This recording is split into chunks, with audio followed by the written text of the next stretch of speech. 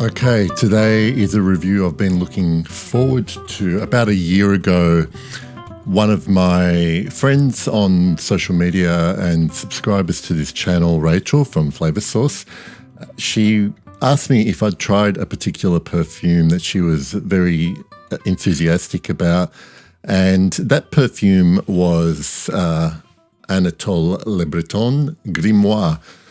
And so I decided to put it on my sample wish list, and whenever I could, I would try it. And needless to say that when I did sample it, months down the track, I would end up with a bottle. So you know that I'm going to like this perfume.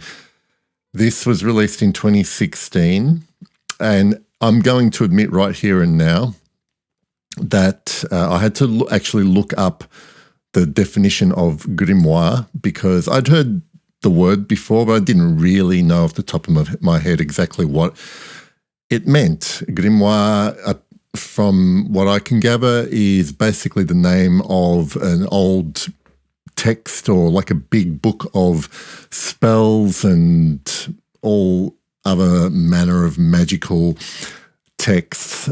So you can imagine the type of imagery that the name alone would conjure up. But even knowing that, we are talking about a thing that most people would never have physical interaction or contact with. So it does leave a lot to the imagination. Now, when I smelled this, I didn't exactly imagine any particular thing that related to an old dusty book or anything like that.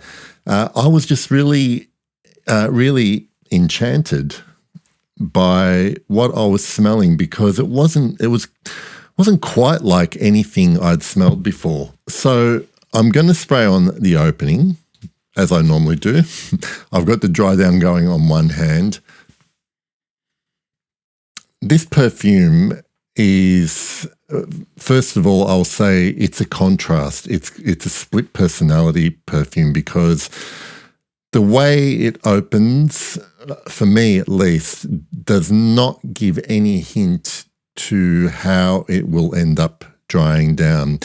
I get a very bright citrusy blast of incense.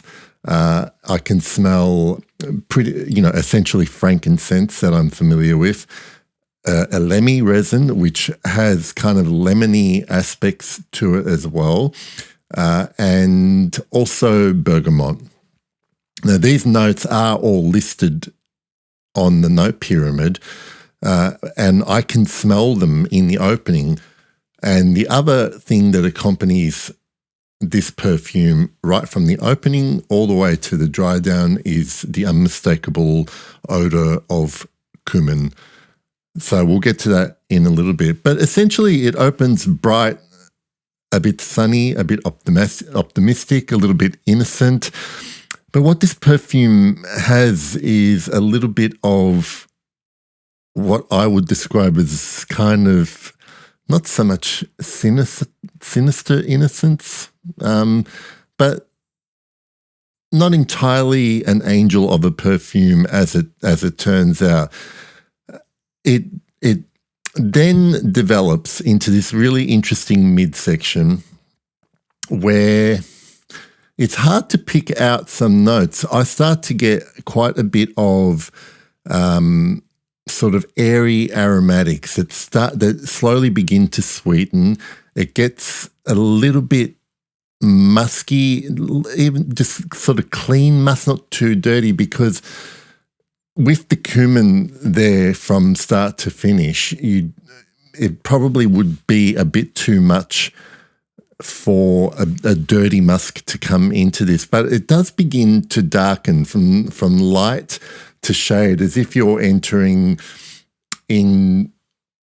you're entering a really big structure where you start off on the outdoors in sunlight, and you start walking in, and then after a while you don't even realize that you're completely enclosed. You can't see the sky anymore.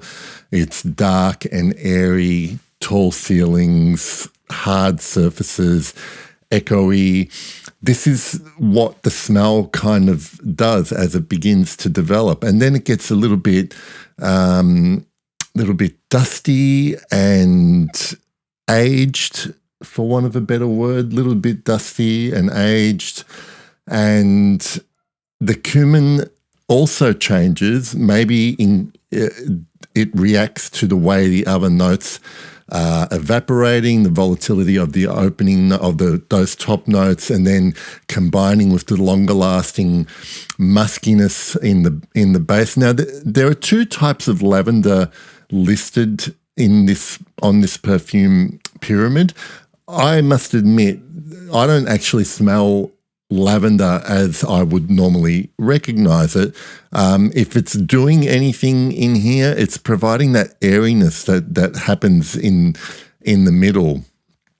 Then there is also notes of basil and patchouli, and honestly, I'm not sure I detect much basil in this, and patchouli is acting, I think, is providing that kind of dusty earthiness that happens right at the end. So it's a really interesting perfume that changes character from bright and energetic almost into this sort of well-worn loss of innocence as it dries down.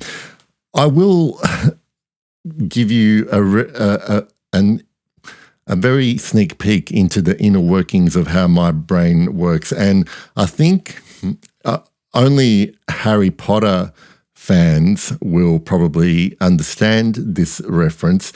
But when I am the other day I was smelling this and wearing it, and I was considering the way what was happening, how it was developing on my skin. And cumin is always, sort of associated with skin, sweaty skin. The way it behaves here, it starts off like fresh, sweaty skin, and then it kind of dries down and sweetens the way I guess like sun-kissed skin might sweeten after a whole day in the sun. I just imagined Harry Potter, Hogwarts Room of Requirement. If you can imagine, if you've seen those movies or read the books and read the descriptions of that place, I just imagine that Grimoire smells a bit like walking into the Room of Requirement, but catching people f***ing in there, or they had just been.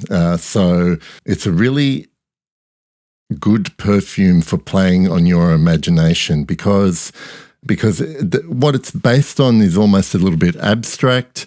It is a really interesting smell.